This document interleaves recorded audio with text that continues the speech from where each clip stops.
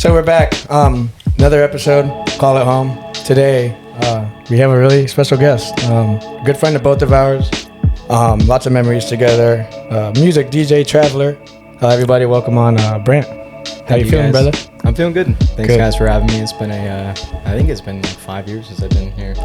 So I'm excited to see you guys back doing this, doing what you guys love. Yeah, it's awesome to have you on, bro. I'm excited. Yeah. 2020. So, thanks for having 2020. Me.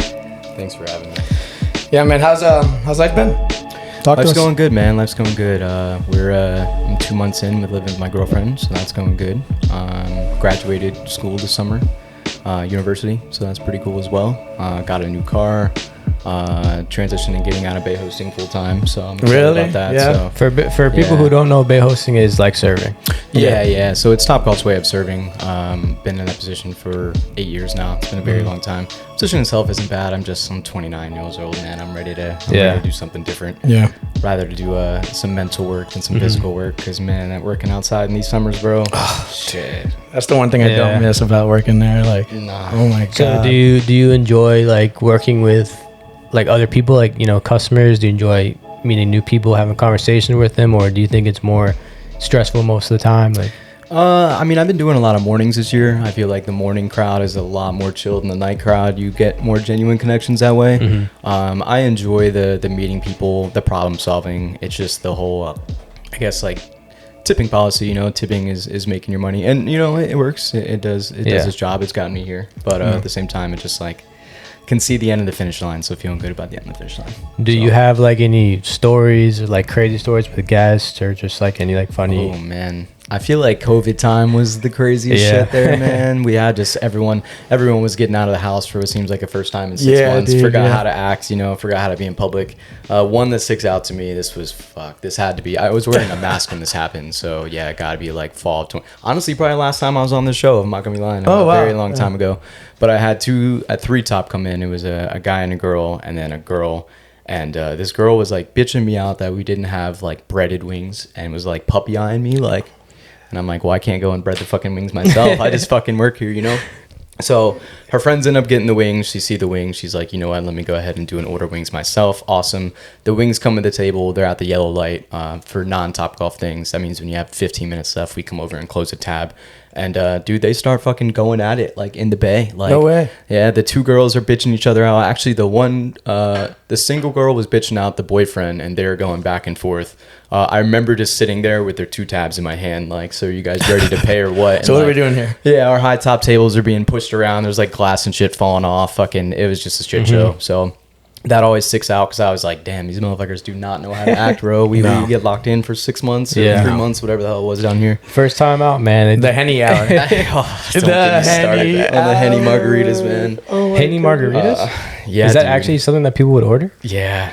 More often than you would. Wait, that's actually kind of crazy. And it was always after midnight. I've actually never heard of a Henny margarita. That's a good thing. That is a damn I need to try one.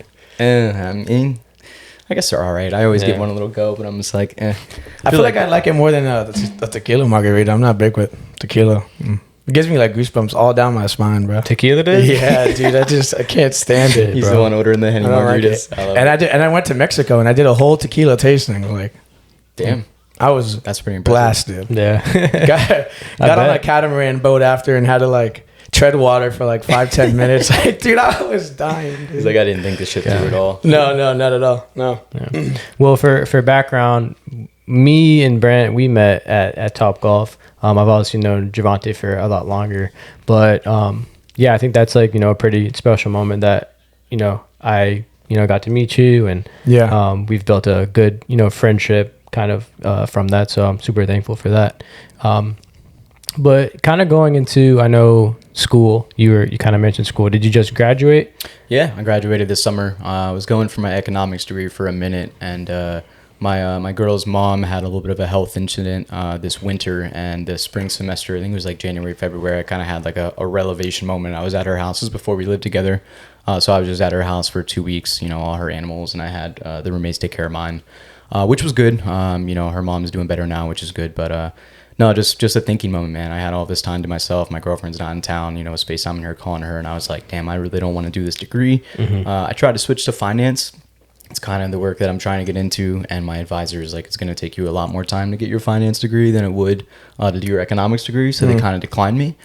They told me I could get a general studies degree. So that's what I ended up getting, because I was only just 2 classes away. So I took those 2 classes this summer, and that was it, man. Wrapped that shit up. It was good. They were online too, so I didn't have to sweat my ass off at UCF in the fucking summer, because it would have been another brutal Try and find parking. Yeah, man, don't get me started. I know the summers are a little more lax there in terms of parking, but just like the heat of just getting there, you know, those mid-afternoon classes are not fun. So, yeah, it was good. Wrap that up. Been looking for finance jobs, mostly like Robinhood is kind of like my dream company I want to work for right now. So I'm excited about that. And yeah, just kind of waiting for the position that I'm looking for to open up. So you think that'll happen soon? Yeah, so I initially applied for this position back in March, and I got declined a second interview question because they thought I graduated in May, but I didn't graduate until August. So I've been in touch with my recruiter. I think I emailed her a few months ago, and she said it opens in September. So I've just been on fucking LinkedIn jobs, refreshing every day, fiending, looking for it. So like shopping for a car. Yeah, right, exactly. So no, I feel good about it. I think that the getting the interview with just my resume back then, I think is good. And not like I added too much, but having the degree, I think, gives me that little extra icing on the cake that I need. So, well, that's awesome, man. Definitely, congrats on graduating. That's definitely a big, stepping stone.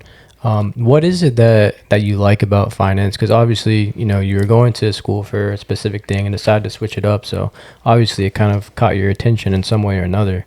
Yeah. I feel like there's just so much power to money that I feel like the average American, the average person our age doesn't really think of. I started luckily a 401k back when I started at Topgolf. And we're over 50k right now in it, 57 awesome. When I checked on the way over. So yeah, man, and that's just putting anywhere from 4 to 8% per paycheck, just little stuff like that. So if your guys' employers and whoever's watching, your employers have a 401k, like please sign up. Oh my goodness, dude, you're talking to me right now. Yeah, man. I mean, I've been thinking about it. And my company matches up to 8%. Dude, what are you doing? I don't know. You better put that paper in tomorrow, man. 401k is like super important, bro. I've missed out on it the past couple of years because I've been doing contract work. Yeah. And the way they do it is not the same way. Like if you have a permanent position with a job like Topgolf, they don't have the same type of 401k offer. But it's definitely something that you should be doing, especially now that we're starting to get older. Because I mean, we're 28, 29. It's definitely not too late to start now. No. But if you keep waiting, then you're definitely starting to get to a point where it is going to get too late. So definitely, start now. That's like a really important thing, especially if you want to retire and have like a comfortable amount of cash in your pocket. So definitely think about it, bro. It is very important. It's almost like a blessing we're having this recording right now. Yeah, I was going to say. And I would tell you, bro, like the next time you work or whatever, like, just do it, bro. Sign up for it. If you need to bite the bullet, bro, you bite the bullet now, but you'll thank yourself later. You know what I'm saying? Yeah, exactly. No, I was blessed enough to my first semester. So when I moved down here from being from Maryland, when I moved here in 2017, I had out-of-state tuition, and my one class was like $2,100, $2,200. I looked up what one in-state class was, and when I got in-state tuition, it was pretty much the three classes of in-state tuition was the same as one class of out-of-state tuition. So I was like, no, I'm not buying more than one class a semester. Yeah. Like, yeah, it didn't really help my academic kind of, success or path, but I was like, I'm not paying $6,000 for 3 classes. I'm just not. But the best thing about it was my intro to business class that I came down here and took. We're all 18, 19, 20 years old, and he kind of said the same thing. He's like, if you guys can do it now, put a percent away, you can. 8% match is fire, dude. I think Topgolf's at 4. Like, to put this in perspective, Ante, if you get and I make it easy for math, if we talk math today, I'll make it very easy for you. You get paid bi-weekly, I'm assuming? Bi-weekly. Yeah. Okay, cool. So again, I don't know what your salary is or anything like that, but if each of your paycheck is just $1,000, like before tax and tip, or before taxes, sorry, we used to tip out. I don't know if you tip out in the bar, but no, I don't. Before taxes, I guess, and everything gets taken out. If you put 8%, you would essentially be putting $80 per week. For 2 weeks into this fund. Cooper Sock, is that where you're at? Okay. They would also be putting $80 into the fund as well. So every 2 weeks, you would essentially be getting $160. Now, again, I don't know what your paycheck is. I'm just kind of making it easy for the math here and for everyone listening. That would be your 8%. And again, if 8% seems a little too much, they'll match whatever you put. So if you want to start with 5%, they'll do 5%. If you want to do 7%, they'll do 7%. Whatever. But yeah, weasel your way. Essentially, I don't want to say you're missing out on free money, but it was explained to me like that. Yeah. But yeah, $80 per week or $40 per week. There's 50 weeks in a year. That's $2,000 that you're putting in. That's also $2,000 that Cooper Salk is putting in. And granted, if your paycheck's even higher than $1,000, you're going to be getting more than that $80. That's just kind of a number that very easy to replicate off. But to go back to what Jake was kind of saying earlier, I wouldn't say there's ever really any time to stop or start investing or the 401k.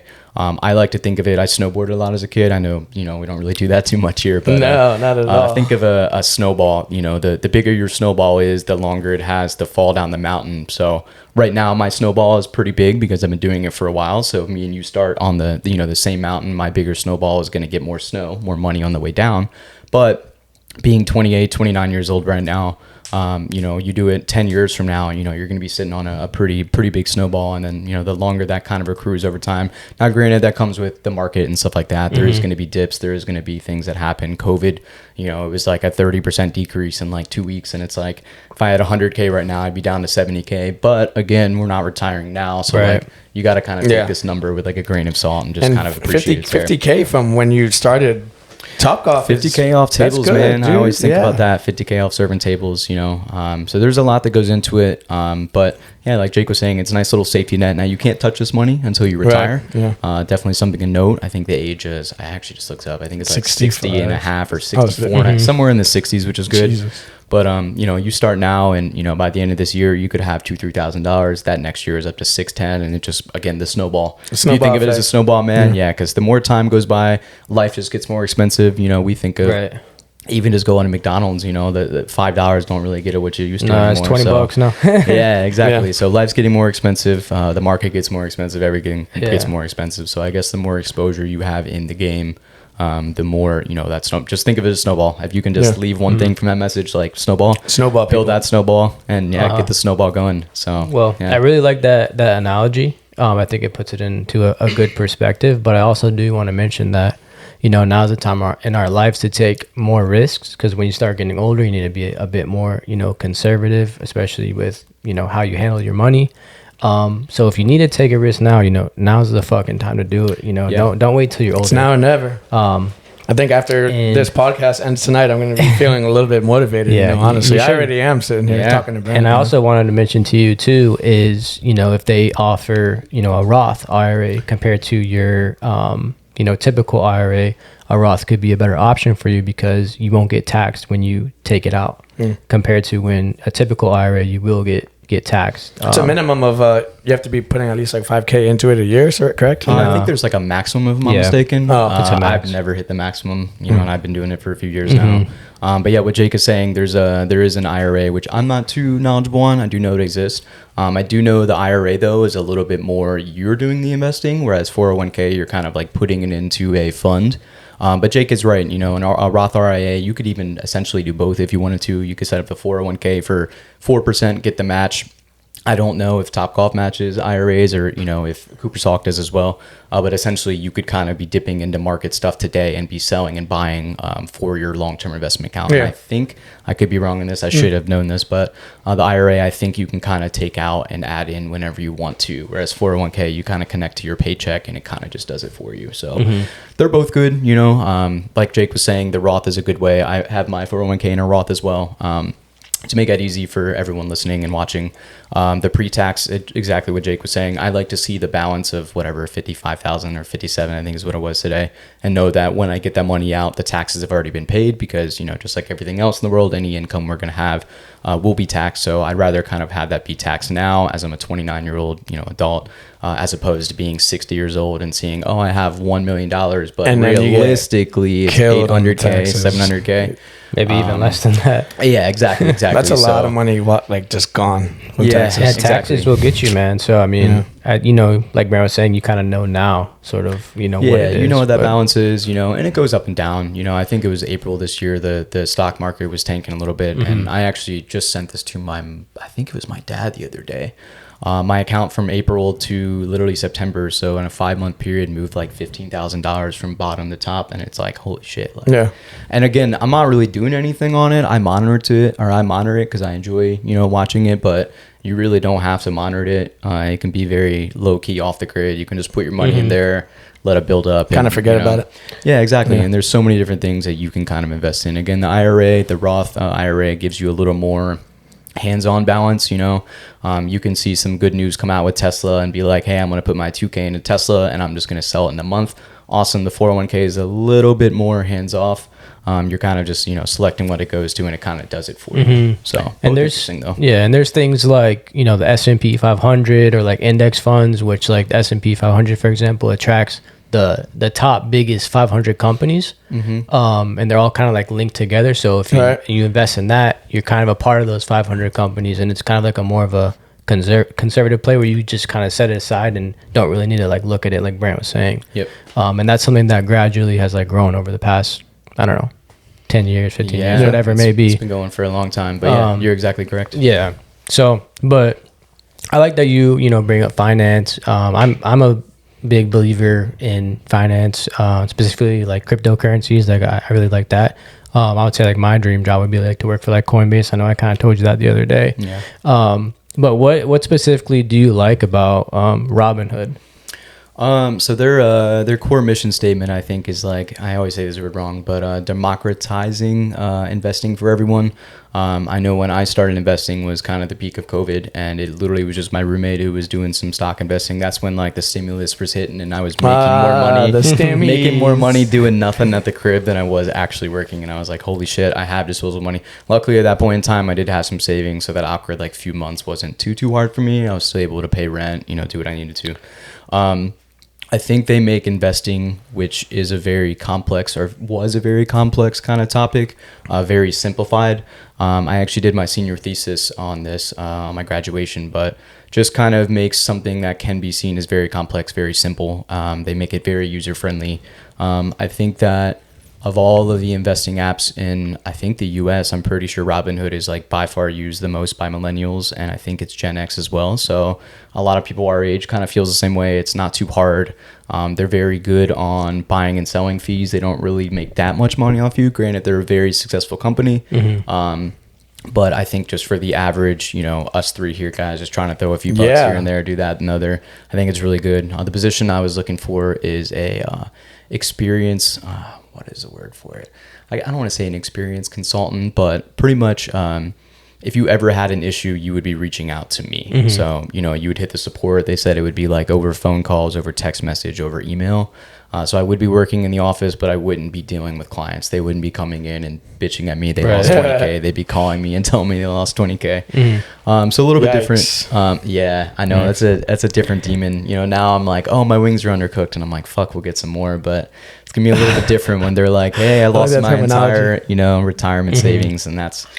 And that could weigh heavy on someone like you, right? Managing their stuff. Yeah. Well, the good thing is I wouldn't be managing it directly. Right. Okay. I would be like the first person that they contact. So let's say you, Vontae, you were like, you know what, I got an extra $1,000. I'm going to bang it on these Tesla calls, and Tesla goes down that day, and you're out your $1,000, and you're looking for someone to just like, I guess, reach out to. It would probably be me, and I would have to kind of talk you off that cliff, like, hey man, it's gonna be okay, Yeah, so we're gonna figure this out. Yeah, exactly. Now, it wouldn't be like you would get my email and we'd be in steady communication, and I'd be like, next time you don't go all in on one thing, but it would be like more or less just that initial conversation of like, hey, so I have thought about that. One of my buddies I was talking to recently kind of said the same thing, like, yeah, you're gonna have to deal with some pretty pissed off people on the phone who fucked up, and it's like, yeah, but that's just work, man. I mean, you always got to do stuff you don't want to do. You gotta do what you gotta do. Stuff that's hard to do, but I don't know. I enjoy it. I think they have a bright future in the finance industry. So they've definitely been growing, quite a bit. I know that you initially kind of got me into investing, specifically through Robinhood. I think I don't know if you remember, but it was during COVID, or like right towards the end of COVID. I came over to your apartment, and you were like showing me like the charts and stuff. You were trying to give me like little tips here and there.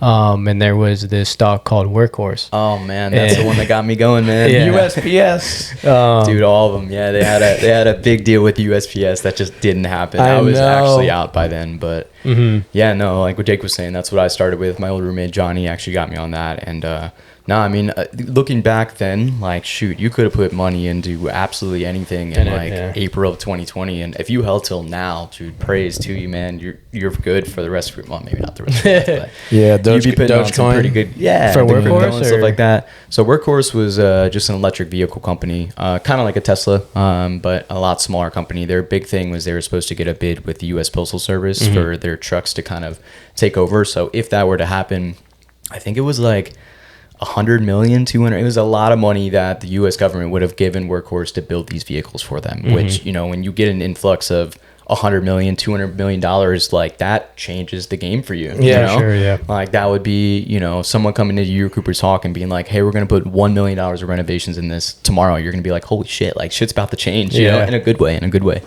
So it didn't end up working out, but yeah, no, you're exactly right. Workhorse is what got me on, and the charts. I've actually been off it a while. I guess more of the day to day kind of. I haven't loaded up a chart in a few months, but it's all very interesting stuff. You know, just following trends. A lot of it is not following what the masses are doing. You know, and I don't know if you guys ever heard like buy the fear. You know, if something is kind of tanking down, especially the S&P, the indexes, like you're talking earlier. This year, you know, itself, I don't remember the numbers. It had to go down like 20%, 15% in like a month or two, and everyone was panicking, you know. And then that's when you gotta kind of come up with your money and be like, hey, times are tougher now. I'm gonna throw in a few hundred, few thousand, whatever you have right there, and just hands off for a few months and hope for the best. Yeah. That's kind of like, you know, the big thing with trading is, you know, being emotional. You know, they say you can't let your emotions kind of dictate, you know, your decisions, you know, whether you're gonna, you know, sell or buy. You know, if something tanks too low, you get freaked out and sell because you think it's gonna keep going down, but you know, a lot of times it ends up bouncing right back up. So yeah, definitely like emotions plays, you know, a big part of it. Yeah, and the emotions go both ways. You know, you can see. I was talking to you guys. Probably remember Byron that used to work with us. Yeah, he just actually. So we were talking earlier. You have like your normal stocks that you can just buy and sell, and then they have like call options and stays and put puts options. and all that. Yeah, exactly. And those kind of are a little more in depth. I would not recommend you to hop off this and be like, I want to invest and throw $100 in a call. Do not do that. You know, study and learn a little bit more. But no, he was gutted the other day that he sold something for a 30% win in like a 2 or 3 day period, which is a solid win. You know, if I had $100 and I'm out with 130 in 3 days, I always tell people, man, you can't get broke taking profits. You'll never lose money if you only make money. And that sounds really stupid, but at the end of the day, it's true. But no, he kept on telling me, he's like, yeah, it's up 200% now. It's up 300% now. And I understand, you know, it is shitty to kind of take a step back and like be like, oh, wow, if I would have, you know, but emotions getting in the way, you get excited. And it goes the same way when things are going down. You know, you can always play this game of, oh, yeah, I'm down 10% now, but in a month or two from now, it'll come back up. And not everything has to come back up. So you got to kind of be smart with the way you do it. I always make like a little trading journal and kind of like trading rules that I try to follow. But it is, you know, it's tough. You know, this year itself, I was messing with a lot of stuff going back and forth, and there'd be days I'd be up $150, $200 and would have to tell myself I need to step away. And there'd be some days where I would let the greed get the best of me and I'm up 200. Awesome. Let's hop back in. Next thing you know, everything tanks off just this little stupid news and my $200 is gone just like that. So it's tough. You know, it's a mental game, but I think staying kind of mentally strong and just sticking to your rules is, I think, a really big thing. Kind of teach resilience, I guess. Yeah, exactly. It kind of makes you, I mean, it makes you realize that you're just this little fish in this big pond of the world, man. Really and that's just, that's for investing. It's for a lot that's kind of going on. So it goes deeper than investing. Yeah, exactly. So I think once you kind of realize that, and, you know, again, you can't really be mad. Like if you told me right now, Javante, oh, I'm starting to invest and, you know, you're making $10 a week, but it could be 50, 100, just take the wins, embrace that you're now winning. Because, you know, the stock market is not an easy game. A lot more losers than winners, man. But yeah, it's a mental battle, 100%. I think that professional traders, you know, correct me if I'm wrong, if you know, I think they typically aim for around like 7% like wins, 7-8%. I think it really depends. I think 7% is actually, you talked about the S&P earlier, that's like the annual average return of the S&P. So, you know, if you have $1,000 in there in the beginning of the year and you just close your eyes and blink, or you go in a year coma, in theory, it should be at $1,070 or $1,070. I don't know why that's so hard to say right now.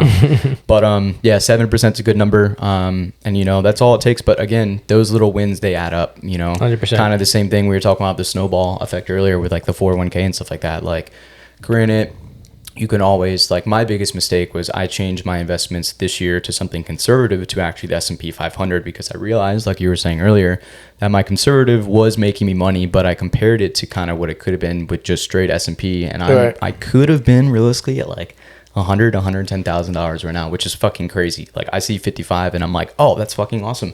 But to think that, you know, as being more conservative, and, you know, what that pretty much means is, you know, just investing in things that are just slowly moving up. You know, you're not going to have that 10-20% up or down days. But at a time period now in your 20s, I think it's really good to kind of be able to do that and be able to kind of take that. But yeah, just at a point in time where I'm like, I want to switch, I want to get a little more aggressive. You know, I still have a lot of my holdings are still in the conservative one, and I don't really add anymore. It just kind of goes up over time.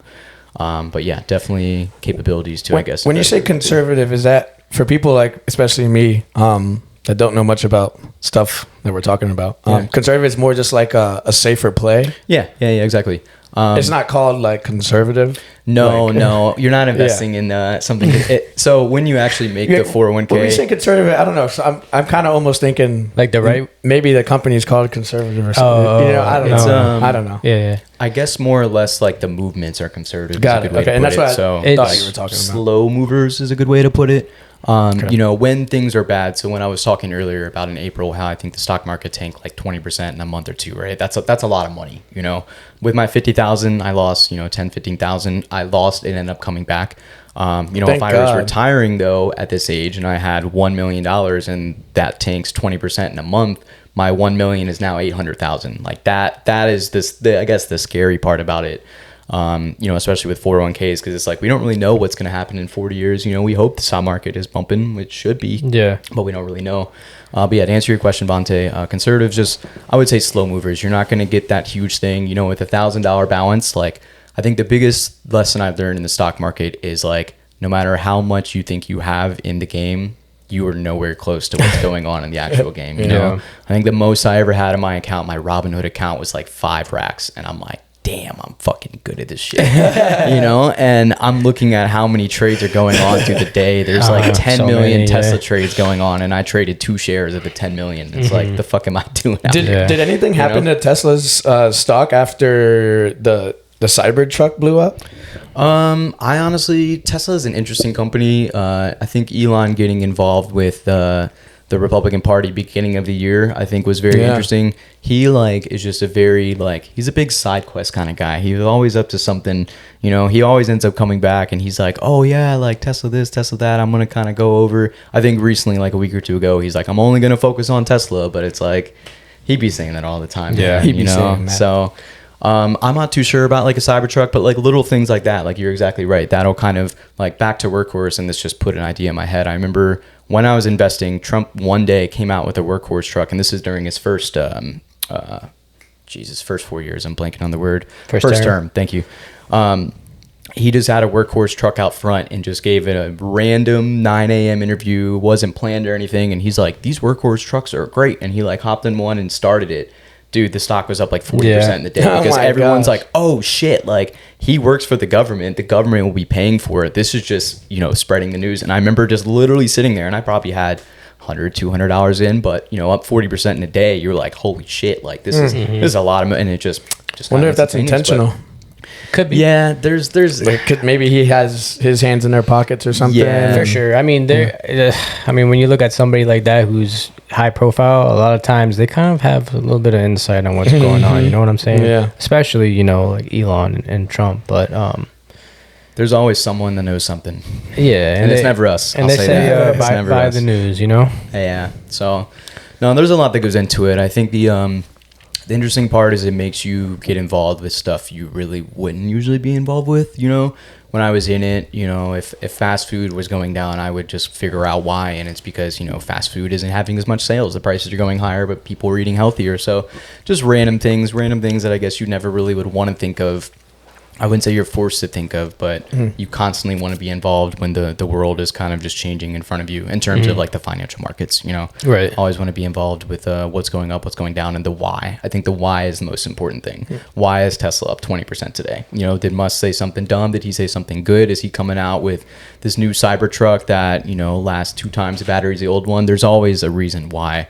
And it's just about finding, you know, the why and the details behind that. So, and it goes, again, I'm saying about everything going up. The same thing happens with everything going down. There's a Chinese company, way long ago. This is my first year that tanked I think it was 60% overnight. And it was like smokes. One of those things where, again, I have, let's just say $500 in it. Let's make it really easy. You down 60% in a day, you now have $200 in your account. And I just fucking woke up and that was it. And I'm like, well, I mean, I might as well take my fucking 200 overnight. I didn't even try to look why, but that's just a huge jump kind of overnight. And it goes both ways, you know, just as easy as something goes up is the same way it can come down. So yeah, very important to know that. It'll probably go down faster than the way it goes up. It was a rug pull. Yeah, exactly. Is that a term? So that's more of a crypto term. Yeah. So rug pulls, especially like those meme coins. Yeah, that was a 2020 term for sure. Hands, yeah. I remember seeing an author meme.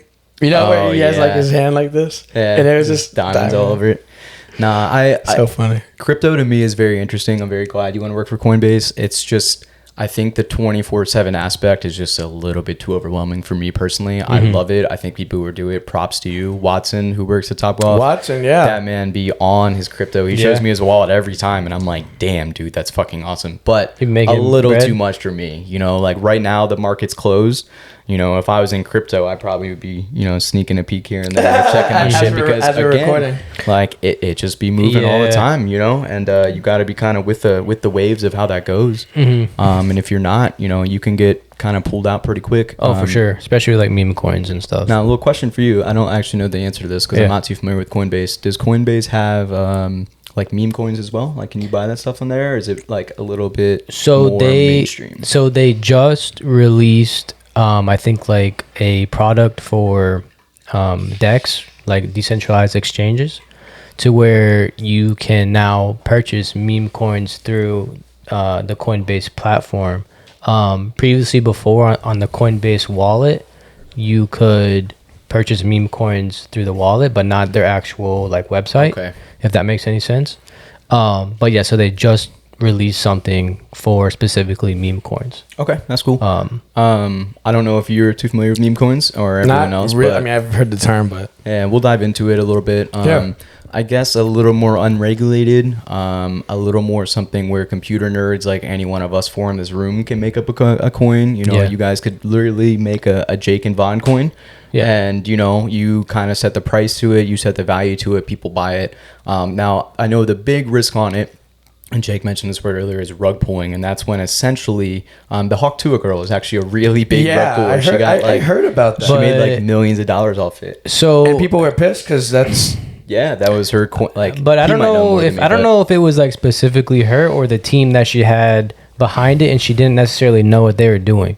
That's probably because I don't think she was very knowledgeable on crypto at all. She saw that people were making meme coins, like, you know, high profile people. And I think, you know, probably some people reached out to her and like, hey, you can do this too, and probably sucked her into it. Yeah. And then they probably took a lot of the profits. I don't even know if she made that much money from it. Yeah, I honestly don't know. I think, like, when I think back of it, I think that's the most, like, recent, and that was probably a year or so ago, but one that I think a lot of people know, have seen online, you know, because she had her little fling of popularity. Yeah, she did. But, no, I guess essentially what it comes down to, Vaughn, is, like, a group of people or a person making this coin, and, essentially, you know, when you own something, so if you guys hold Jake and Vaughn coin and you guys have all of it or 90% of the holdings. Vaughn and Jake. You know, Vaughn and Jake, my bad. Vaughn and Jake coin. We have Vaughn and Jake coin, you know, and I buy into it. I only own 1%.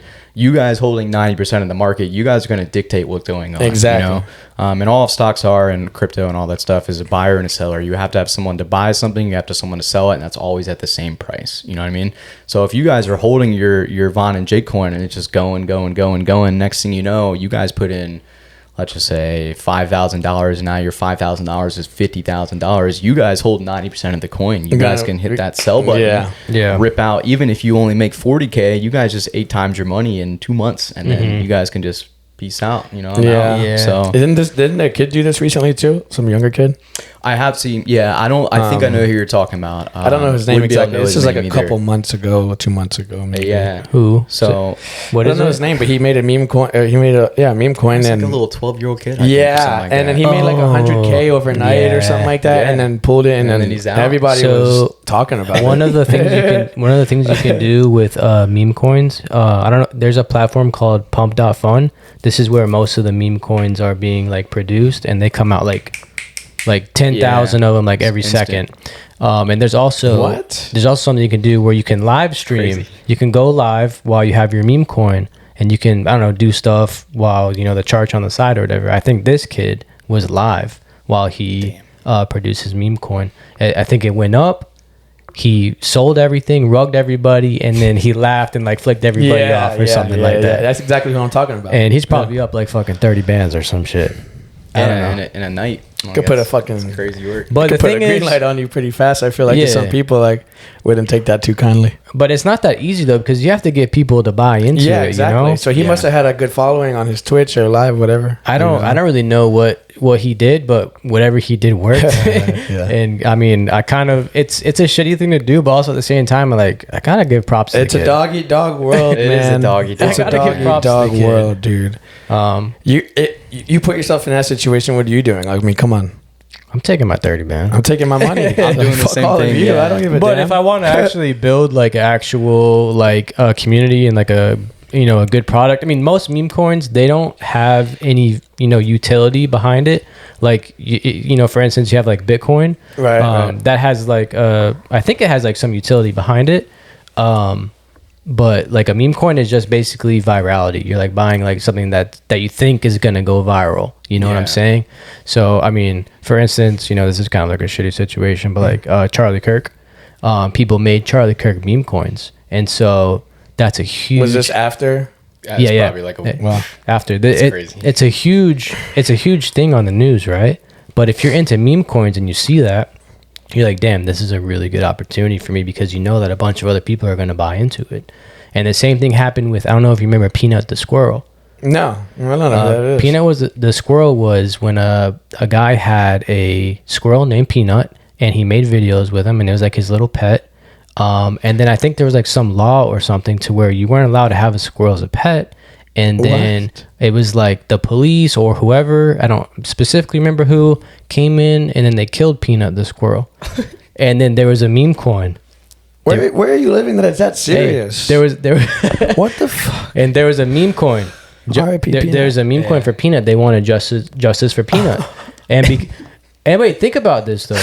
This is awesome. Think about this though. Somebody makes a meme coin from it, and that meme coin fucking goes parabolic, bro. So, and when these meme coins start, they typically start around like 5K, 7K market cap, and they can explode to $1 million, $1 billion. I think Peanut went up to like 10 billion. So imagine you get in at 5,000, whatever 5,000 is multiplied towards 10 billion is how much you're gonna make on your buy-in. Yeah. So say you put in like $10, bro, you're probably up $1 million or like some on $10. Shit like that. Yeah. So market cap, I'm gonna Yeah, pause the thought right there. Market cap is a simple way of saying like a value in US dollars. Yeah. So we were talking earlier about the S&P is like the top 500 companies in market value. That's just essentially by how many stocks are in the world and how much each stock costs, and you multiply them together. So to make it easy, if you guys have 100 Vaughn and J coins and they're worth $10 each, you guys have $1,000 of market cap. But if that keeps on going up and the price goes up to $50 each, you guys now have $5,000. Yeah, so it can happen quick. It sounds So like this is Peanut the squirrel. Not the hat to Hi, Peanut. New York too. That makes actually a lot of sense. And this is the story, I guess. Why? Why did that? It's just like everything wild always happens. This guy has a cowboy hat on. So that Peanut the squirrel. But to specify though, Peanut was an Eastern gray squirrel who gained internet fame before being seized by New York state officials in October. And killed him? and like what? And euthanized for rabies testing after reportedly biting someone. Oh, okay, this makes sense now. His death sparked public outrage and calls for reform, with his owner suing the state. The incident highlighted legal complexities of keeping wild animals as pets and the risk associated with rabies in wild animals, particularly when they are housed with other wild animals like raccoons. My mom had a squirrel as a pet once. So I guess that's why they killed him. I guess he had rabies, but still, I mean, people were pissed off, bro. It makes a little more sense now. Yeah. I feel a little bit, I don't want to say better about the situation, more knowledgeable about the situation, I guess. I let you guys astray. No, it's okay. It's okay. I really just thought they were like, you know what, Peanut the Squirrel, he's too much, man. We need to get the focus back on other shit. He's going too viral. Yeah, he has too much going on. We got to shut his ass down. I wish it was like the owner of Peanut that made the meme coin, like, and he got all the money, like, you know. You never know, man. It could have been. Yeah, I mean, typically, bro, there's people who all their life is crypto. So, I mean, they're waiting for moments like Who this. would have thought a squirrel would have global notoriety before I do? Like, yeah. come on, dude. And there's certain Fucking squirrel. There's certain like developers, right, who make certain coins that go parabolic, and those developers are a lot more, I guess, trustworthy. So people watch out for those specific developers to create a coin to, you know, hop in on their their project. And being more trustworthy and credible as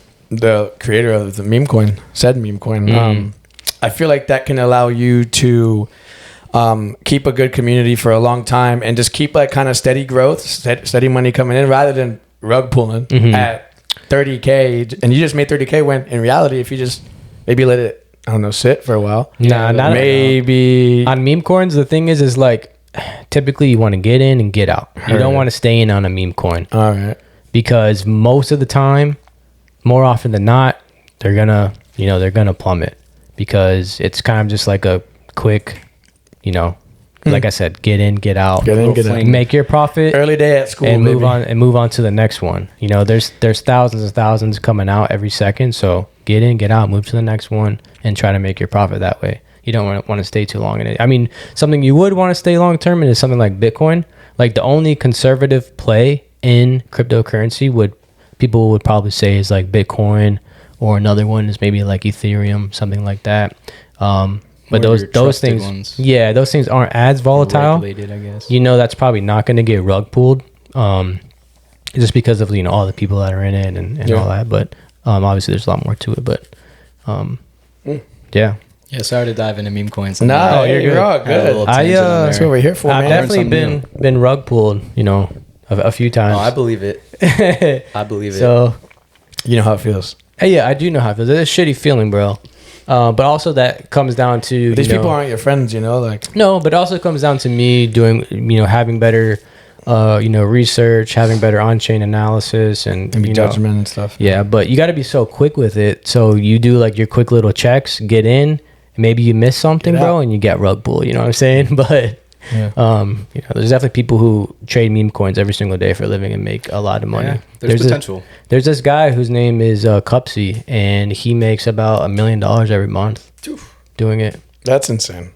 Cutsy? Yeah, you can see. Sorry, go ahead, Brandt. Oh no, you're good. I was gonna say, I feel like once you're in that deep, you got like pretty much the computer doing the stuff for you. You know, if it's like, hey, if this dips 20% in a 5-minute period, sell my shares right then and there. You know, and you can do that too with like the Robinhood and stuff like that. Right. But yeah, again, I don't know too much about it, but there's probably like once you get to that level and it's like, this is my life. Like, becoming a miner. Yeah, you're in that shit all the time, which is crazy. Yeah, people have like trading bots, so that, you know, executes trades for them. Like Brent's saying, when things get to a certain level, it's going to automatically sell for you, or whatever the case may be. But people track wallets in crypto. A lot of people track Cupsy's wallet. So what he does now, because he's made kind of a name for himself, whenever he gets into like a coin, he can get into any shit coin he wants. And people are tracking his wallet. So once they get the notification that he bought a coin, people start flooding in. And he's already in. And he goes up, and he sells. So basically, anything he gets into, he's making money on. That's amazing. Yeah. It's called farming. He farms people. That's what it's called in crypto. But it's interesting. Yeah, that's legal. Yeah, I mean, it's decentralized, right? Yeah. So It's unregulated. Yeah, That's a great way to put it. And I think right. that's a difference between your meme coins and your buying of Tesla stock. Yeah. This doesn't happen as much that I've seen now. It still does. I just don't really be seeing as much. But during COVID times, there's a lot of like gap ups, gap downs, and the market will, if something moves 10% in a 5-minute period, they will halt it. They'll literally stop it. So the bleeding can't happen like it would in crypto, where you could literally lose 90% of value in a 5-minute period. So yeah, unregulated, I guess, is a good way to kind of put it. Not as many hands on it yet, because it is still kind of a new thing going on that there's just not many rules to it. And that's kind of what I got. So to me, I'm like, not so much for me. Props to those who do it. But there are regulations that are, or more and more regulations that are, trying to come through or starting to come through.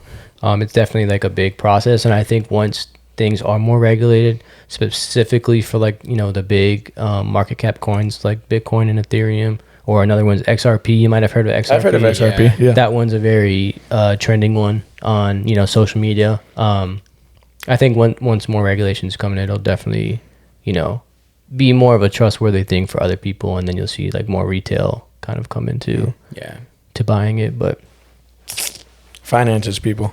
Yeah, Finance. I really like finance. That was a whole little a whole book. I saw you like literally glow as you talked about it. I could see your passion, your hobbies turning into passions, right? Yeah. I know that's a big thing for you. But besides all the finance talk, which has been very knowledgeable, thank you. Yeah, no worries. Yeah, I learned a lot, honestly. Yeah, I did too. I think we're all learning. It's a learning circle here. Learn something new every day. I kind of want to talk to Sraellami now. Yeah, let's do it. For those who don't know, Brandt also is known as Sraellami. I'm all ears, backwards. Yep. Hey, bro, you're not allowed to say that. No, I'm kidding. It's a secret. It's funny that Mateo the other day, I just was working on something with him, and I let him know that, and we made. Actually, I haven't made music together at that point in time, but he was like blown away. I still feel like there's people that have no idea. You and Teo and Seabass got a little project going on right now. Sorry to jump the conversation and stop you there, but no. That's exactly what's going on. I've been working on. It's a little bit of everything. Mateo is a genius of a artist, and I don't like to say that word much, but he's I never knew that. He's bouncing around genres like it's nobody's business, man. Kind of like what you guys be doing on the show, man. And it's a good thing. It's a good thing. Yeah. We don't really have a scope, Yeah, we could talk about finance for 2 hours in a row, but we could kind of bounce around as well. So, but no, he's doing good. We're doing a little 6-song EP. I haven't worked on music in 20 months, guys. What? 20 months, yeah. I've been releasing mixes. Wow. Doing a lot more DJing. I've been getting a lot more gigs at Topgolf. I think I got my 5th one of the year next week. Yeah, which is good. It's corporate. Those are fire because I'm getting paid $100 an hour, and they're usually 3-hour events. So it's $100 an hour. $100 an hour, yeah, it's man. It's pretty freaking good. I didn't know actually that was the pay, like standard pay. Shout out to Stevie. He helped me a lot too when I first started DJing. So I was doing my shows and whatnot at Topgolf. Did that for like 15 months, and that was the first time I really put myself out there. So I started at $75 an hour, and he kind of humbled me and was like, yo, you can get $100 an hour. So I told myself kind of from that point in time on that any corporate event I do, so essentially Topgolf is just getting charged for charging whoever is hiring me on, and they're pretty much paying me. They're the middleman. They get the money. They give the money to me. Yeah. I've been doing that for $100 per hour, and I probably have done. I started DJing there in 2022. Yeah. And I've got to be at like 5-10 events a year. I remember your first show. Yeah, I think I was there. I helped you set up. I think I was there. You did, yeah. Both of you guys came. We got soaked. Yeah, we did. It was pouring, raining. We were supposed to be outside. So those days, unfortunately, are long gone. Those are great because I was able to play whatever the fuck I wanted to. Sorry for my language. I also didn't ask. Are we allowed to? Yeah, I don't give a damn. All right, cool. I didn't even think about that. I've been saying the S word, this word, that word. You're good, bro. But no, so yeah, it's been going good, man. Just been doing a lot of mixes. I feel like I don't want to say the word hard because that sounds bad, but it's a little tough trying to work on music while also trying to work on I guess mixes. I was thinking about this on the way, kind of talking about, and I don't know how you guys do. I know you guys do your podcast and it's probably like one at a time, but when I'm working on, let's say, a 10-song music album, it's very essential for me to do stuff in kind of groups. So when I'm making the beats, I'm making the beats. Once they're all kind of at a good point where, you know, I can go back and edit them, but they're like 95% done, that's when I'm kind of figuring out the next step. I'm saying, oh, Jake could rap on this one. Oh, Vontae could sing on this one. Oh, Mateo could Spanish rap on this one, whatever it may be, you know, dishing stuff out. Yeah. But it's very like process with me. And I don't know if that's just the way my brain works. I don't know if that's like a music thing or just an artist thing, but everything kind of comes in segments. So I guess what I'm trying to get at is once I released my last album in January of 2023, wasn't really in that creative aspect to create. And I feel like